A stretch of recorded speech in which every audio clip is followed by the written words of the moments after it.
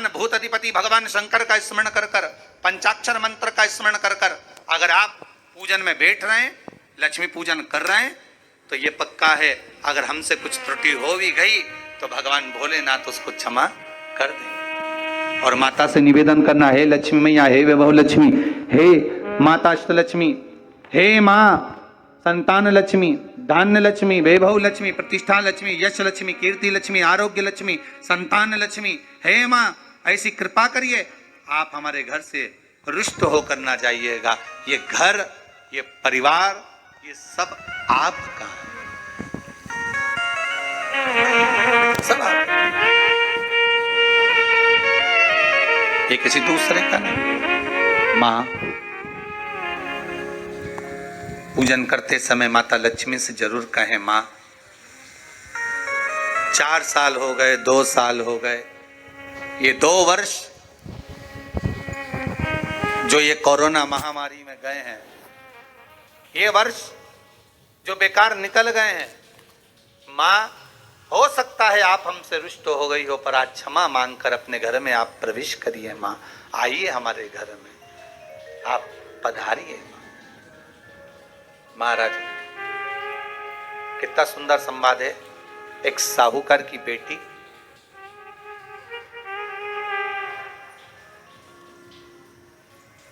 साहूकार की पुत्री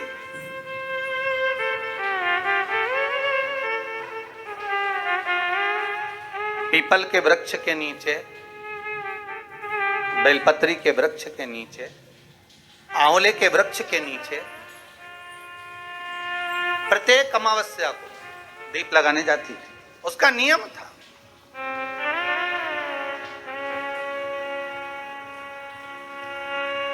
साहूकार की पुत्री प्रत्येक अमावस्या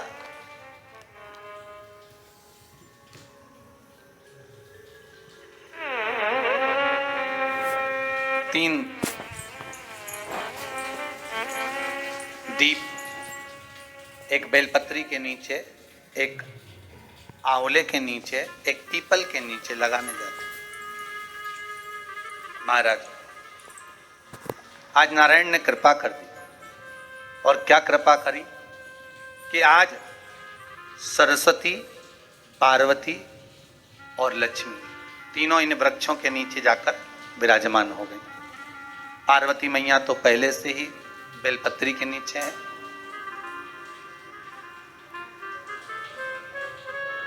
स्वयं सरस्वती मैया, लक्ष्मी मैया आंवले और पीपल के नीचे विराजमान हो गई।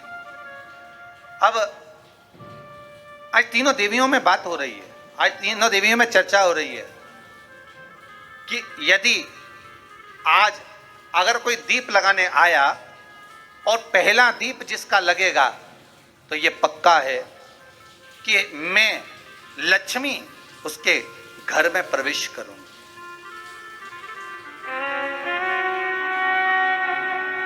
सरस्वती जी बोली, जो पहले बार दीप लगाने के लिए प्रथम में आएगा, मैं उससे अपनी सहेली बना लूंगी, उसको अपनी मित्र बना लूंगी।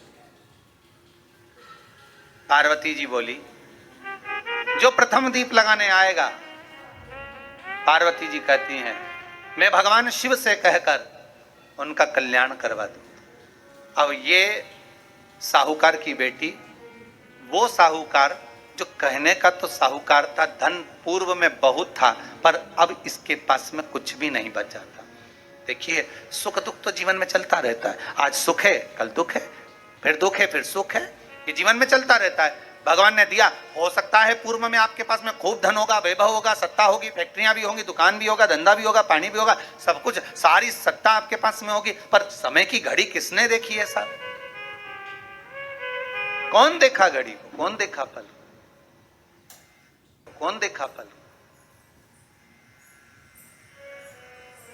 इसीलिए कहते हैं ना, बार बार कहते हैं, तेरा पल पल बीता जाए, मुख से जप ले नमः शिवाय, ओम नमः शिवाय, ओम नमः शिवाय।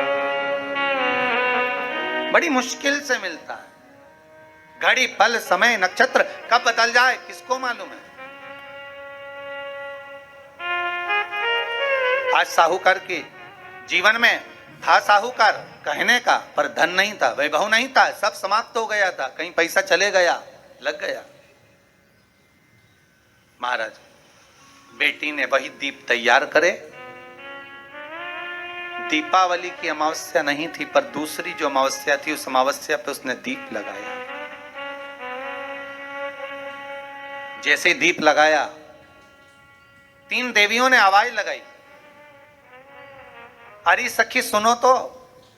साहूकार की बेटी बोली, किसकी आवाज आ रही है? अरे सखी सुनो तो। सखी ने कहा, क्या बात है? आवाज आई, 3 सुंदर स्त्रियां, बड़ी सुंदर युवती बनकर, सुंदर आभूषण वस्त्र पहनकर बैठी हुई थी। एक ही जगह पर तीनों बैठी हुई हैं। इसी को त्रिवेणी कहते हैं महाराज। जो त्रिवेणी का जो वृक्ष होता है, उसमें 3 त्रिवेणी का जो वृक्ष होता है उसमें दिए लगाने का बड़ा महत्व होता है, तो इसी को त्रिवेणी कहते हैं। तीनों बैठी हुई थी। अब तीनों बैठी, आवाज लगाया, हम आपको सहेली बनाना चाहते हैं, सखी बनाना चाहते हैं, आप हमारी सहेली बनेंगी? अब इस साहूकार की बेटी को लगा, ये तो बहुत पैसे वाली दिख रही हैं, धनपति दिख रही हैं, और मैं तो गरीबड़ी, और ना जाने में अगर इनकी सखी बन गई तो फिर इनको क्या मुझे देना पड़ जाए, कोई भरोसा है?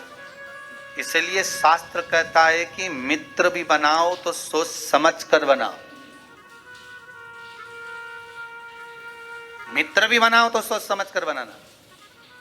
ज्यादा धनपति मित्र बन गया तो मन में आएगा कि जब ये घर आएगा तो इसको घृत का भोजन तो कराना ही पड़ेगा, घी का भोजन तो कराना ही पड़ेगा।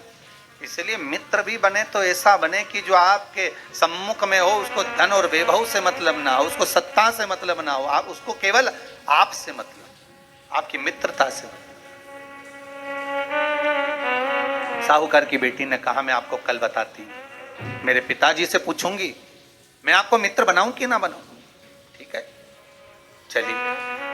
घर पहुंची, पिताजी मुझे 3 सखियां मिली, एक सरस्वती है, एक पार्वती है और एक लक्ष्मी है। अच्छा, पीपल, आंवला और बेलपत्र तीनों वहां विराजमान। अच्छा, क्या कर रही हैं? सखी बनाना चाहती। पिताजी ने कहा, बन जाओ सखी। सखी बनने में दिक्कत क्या है, बनो। अब दूसरी अमावस्या पे जब वो गई और जाकर उसने कहा कि मैं आपकी सखी बन सकती हूं, तीनों प्रसन्न हो गई। तो उसमें से एक सखी माता लक्ष्मी ने कहा कि चलो आज तुम हमारे घर चलो, हम तुम्हारा सम्मान करना चाहते हैं। सखी को माता लक्ष्मी अपने घर ले गई। साहूकार की बेटी को जब घर लेकर गई, सुंदर सोने की चौकी, सोने की थाली और सोने के गिलास, पकवान एक से बढ़कर एक माता लक्ष्मी ने जब साहूकार की बेटी के सामने परोसे, इधर माता सरस्वती, इधर माता पार्वती नजदीक में बैठ गई और साहूकार की बेटी पकवान को पाने लगी।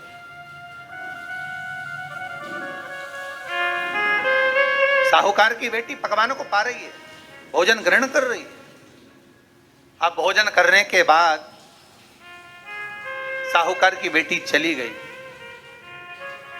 अब जाते से ही माता लक्ष्मी जी ने कहा, सुनो सखी, अगली जो अमावस्या आ रही है, आपको मालूम है वो कौन सी अमावस्या है?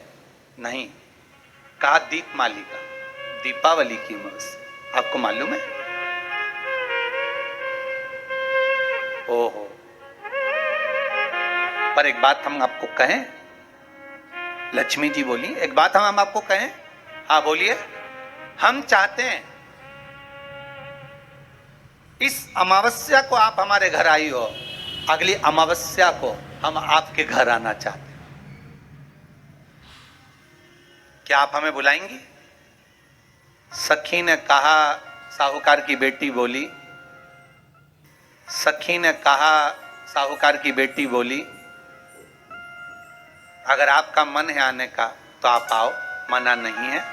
साहूकार की बेटी हूं मैं। लक्ष्मी जी ने मन में सोचा, ठीक है, तैयारी करो। आज साहूकार की बेटी घर पहुंची तो पिताजी ने पूछा, बेटी आज बहुत देर हो गई तुझे आने में, कहाँ रह गई थी तू? कहाँ रह गई तू? बेटी कहती है 3 सखियों के घर गई थी, आने में देरी हो गई, पर मेरी सहेली माता लक्ष्मी जी कह रही हैं कि अमावस्या के दिन में तुम्हारे घर में आऊंगी। तो पिताजी ने कहा उसमें क्या दिक्कत है, तैयारी करो। तो पिताजी घर में अपने खाने के लिए तो कुछ नहीं, तो माता लक्ष्मी को क्या खिलाएंगे? कई लोग कहते हैं कि दीपावली पे ना तो हमारे यहाँ घी है, ना हमारे यहाँ तेल है, ना हमारे यहाँ कपास है, ना हमारे यहाँ पर मिठाई बन रही है, ना हमारे यहाँ अच्छे वस्त्र हैं, हम क्या पहने माता लक्ष्मी को रिझाने के लिए? परशु महापुराण की कथा कहती है अगर आपका भरोसा, आपका विश्वास, आपकी दृढ़ता परमात्मा के चरणों में लगी है तो परमात्मा लक्ष्मी पूजन की व्यवस्था भी वही कर देगा कि लक्ष्मी जी का सम्मान कैसे करना, आदर कैसे करना। घर में बच्चों का विवाह होता है, टेंशन आपको होता है, परमात्मा पे छोड़ दो, भगवान विवाह कराने वाला होगा, भगवान पाणिग्रहण संस्कार कराएगा, भगवान व्यवस्था करेगा, क्योंकि जन्म उसी ने दिया है तो मृत्यु भी वही देता है, जन्म उसी ने दिया है तो पाणिग्रहण संस्कार भी वही करा देता है। क्यों सोचना? साहूकार ने कहा बेटी तो इतनी जल्दी हिम्मत हार गई कि तेरे घर में कुछ नहीं है? गाय का गोबर ला, लीपन कर, घर को पोंछ, कचरा उठाकर बाहर फेंकिया। पिताजी घर में तो कचरा भी नहीं है कि जिसका प्रयोग करा जाए, कचरा उठाकर बाहर फेंकिया। चौक पूर, पिताजी चौक पूरने के लिए तो मेरे पास में कुछ है ही नहीं, जो दीवार पर पोत रही है वही मिट्टी को पोत दे। चौक उनके घर गई थी, सोने की चौकी पर सुंदर आनंदमय भाव से बिठाया है मुझे, सुंदर सोने की थाली में भोजन कराया है मुझे, अब मैं क्या दूं? पिताजी कहते हैं अगर लक्ष्मी आपकी सहेली अगर आ रही है, बड़ी धनपति है, तो व्यवस्था भी वही करेगी। अब लक्ष्मी तो जाने की तैयारी में, सरस्वती उनके साथ जाने की तैयारी में, पर माता पार्वती नहीं गई। माता पार्वती ने कहा आज मैं नहीं जाऊंगी। क्यों? आज मुझे अमावस्या का दिन है ना, इसलिए बेलपत्री के पेड़ के नीचे मुझे रहना पड़ेगा। तो माता पार्वती बेलपत्र के पेड़ के नीचे रुक गई।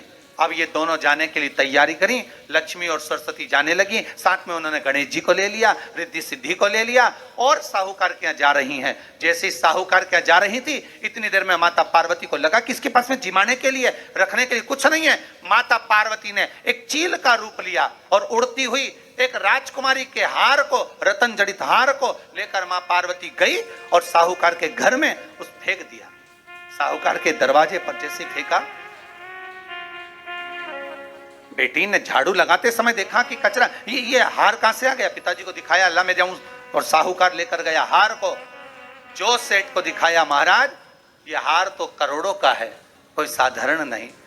धन मिला तो सबसे पहले जाकर एक सुंदर चौरंग लाया, पाटा लाया, उस पाटे पर सुंदर वस्त्र बिछाया और माता लक्ष्मी के आदर की तैयारी के लिए सुंदर सुंदर घर में पकवान बनने लगे साहब।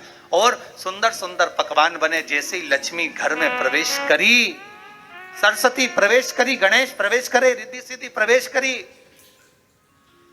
लक्ष्मी जी ने पहला संबोधन कहा, क्यों सखी, तू तो कह रही थी कि मेरे पास में कुछ भी नहीं, फिर इतना सारा सामग्री कहां से आ गई? सखी कहती है मेरे पिताजी कहते थे जिसके मंदिर में दिया लगाया है, जिस वृक्ष के नीचे दिया लगा कर आई है, जहां जिस देवता को पूछ कर आई है, विपदा की घड़ी में वही देवता आकर खड़े होते हैं। ना जाने कहां से हार मिल गया, ना जाने कब प्रसाद बन गया। लक्ष्मी जी ने ध्यान लगा कर देखा कि पार्वती क्यों नहीं आई थी। समझ में आ गया कि एक सखी पूरी व्यवस्था करने में लग गई थी। ऐसी है मेरी माँ लक्ष्मी, ऐसी है माँ पार्वती, ऐसी है माँ सरस्वती। उनकी आराधना 3 दिन से आप पाटा लगाकर पूजन कर रहे हो। आज भी दीपावली का पूजन भी आपको ऐसे ही करना है। जितना पूजन आप